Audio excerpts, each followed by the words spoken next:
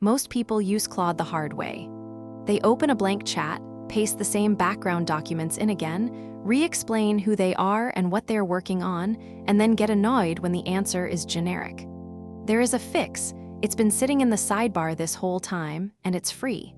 It's called Projects, and it's the single highest leverage feature Claude has. A project is a self-contained workspace. It has its own chat history and its own knowledge base, walled off from everything else in your account. Every conversation you start inside that project inherits the same background material automatically. Projects are available on every plan, including free accounts, just cap out at 5 of them. The first pillar is project knowledge. You upload documents, notes, code, spreadsheets, images, transcripts, whatever the work actually depends on, and Claude treats that as standing context for every chat in the project. This is the difference between explaining your company's style guide 40 times and uploading it once. The second pillar is project instructions, and this is the part almost everyone skips. Instructions act as a permanent system prompt for that project. Tell Claude what role to play, what tone to use, what format you want back, what it should never do. 10 minutes writing good instructions will beat 100 carefully worded prompts, and I don't think that's an exaggeration. Now, the obvious question.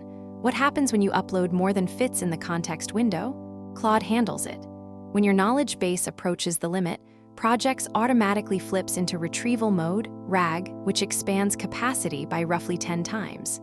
Instead of loading everything at once, Claude searches your files with a project knowledge search tool and pulls only what's relevant.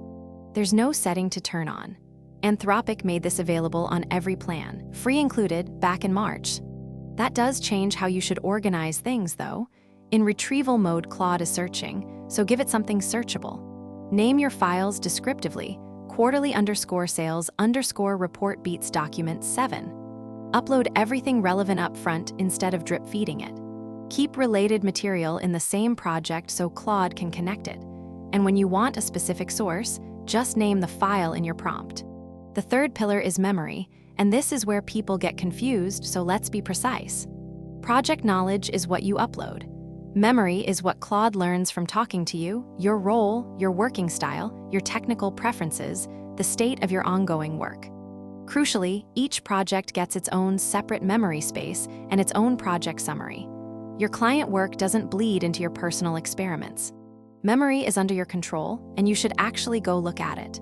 In Settings under Memory, you can read every entry Claude has stored, grouped by category, and edit or delete any of them. You can also just tell Claude mid-conversation to remember something or forget something, and it updates immediately. You can pause memory, which keeps what exists but stops writing new entries, or reset it, which permanently deletes everything including project memories. And if you want a conversation that leaves no trace at all, use an incognito chat.